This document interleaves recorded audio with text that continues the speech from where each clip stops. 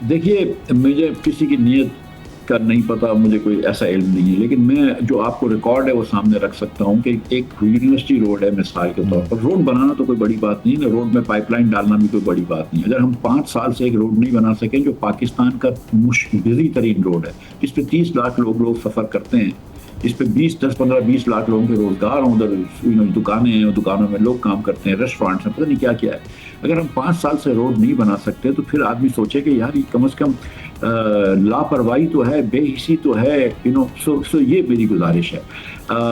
باقی دیکھیں، جو لوکل گورنمنٹس ہیں اس کو امپاور کرنا چاہیے اور ہر جگہ کرنا چاہیے، یہ کراچی کی بات نہیں ہے، یہ ہر جگہ کی بات ہے۔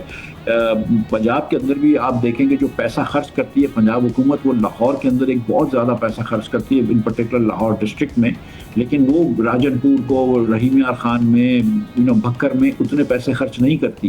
تو وہ کیا ہوتا ہے کہ پولیٹیکل بیسس پہ ہوتا ہے۔ تو آپ کی بات درست ہے کہ ایک پی ایف سی کا کانسیپٹ ہے کہ بھئی جس طرح این ایف سی جو ہے وہ ایک طریقے سے پیسے بانٹتی ہے فارمولے کے تحت، پاپولیشن ہو، غربت ہو، وغیرہ وغیرہ، اس طرح پی ایف سی بھی ہونا چاہیے۔